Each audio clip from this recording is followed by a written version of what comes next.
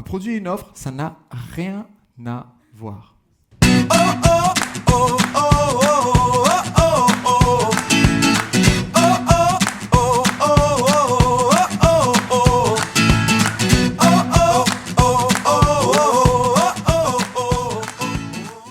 Le produit, c'est la chose, c'est l'objet.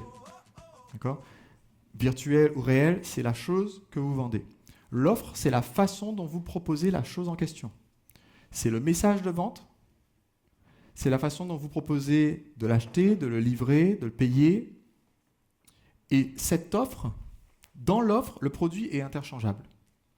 C'est-à-dire, à mon dernier séminaire Entrepreneur Libre, l'invité était Brian Kurtz.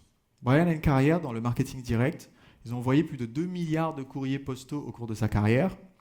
Et ce qui est impressionnant, c'est que quand vous prenez une lettre de vente qui marche extrêmement bien pour vendre un produit donné, qu'il s'agisse d'un livre, d'une pilule, d'une machine, d'un service, et que du jour au lendemain, votre fournisseur n'est plus disponible.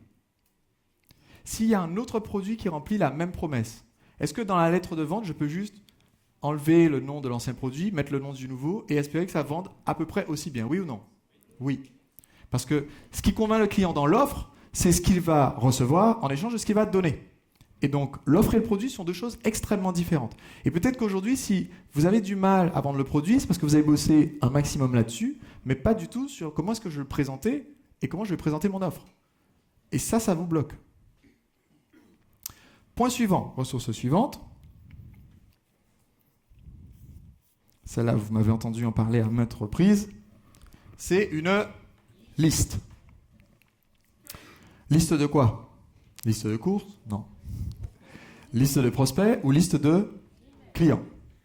Entre une liste de... Alors, j'explique ce que c'est. Il y a 3 catégories de personnes qui peuvent entrer en contact avec votre entreprise. Première catégorie, c'est ce qu'on appelle les suspects. Suspects, ils tombent sur votre site, ils regardent, ils s'en vont. Eux, on les aime bien parce qu'ils font gonfler les statistiques de visite, mais à part ça n'apporte pas grand-chose. Ensuite, ce suspect peut décider de devenir un prospect, c'est-à-dire qu'il va voir quelque chose qui l'intéresse et il va commencer le processus et peut-être par exemple donner son adresse email, son numéro de téléphone, demander un devis ou passer un coup de fil. Là, il devient un prospect. Là, il commence à devenir quelqu'un qu'on commence à bien aimer, d'accord ? Parce qu'il a fait ce premier pas.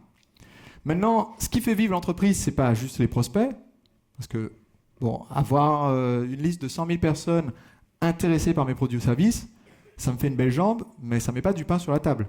Ce qui met du pain sur la table, c'est d'avoir une liste de personnes qui ont acheté. Donc, il peut devenir client. Donc, une liste de clients a toujours plus de valeur qu'une liste de prospects. Combien d'entre vous ont lu le livre « Le chemin vers le sommet » ?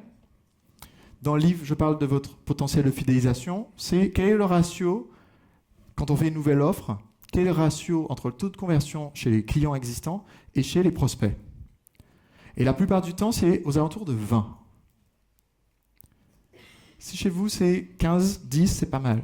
Si vous voyez que vos anciens clients, quand vous faites une nouvelle offre, n'achètent pas plus en moyenne que les gens qui n'ont jamais acheté chez vous, ça veut dire que vous faites quelque chose de travers. Parce que ça veut dire qu'avoir acheté déjà un produit chez vous, être déjà investi, ne crée pas l'envie d'en acheter d'autres. Tout le monde me suit jusque-là ? Donc, 6e ressource, la liste. Et là, vous allez me dire, il y a une ressource quand même au moins qui aurait dû être présente et qui manque jusqu'ici. Qu'est-ce que c'est ? La première ressource à laquelle on pense quand on dit « j'ai pas de ressources ». L'argent, la ressource financière.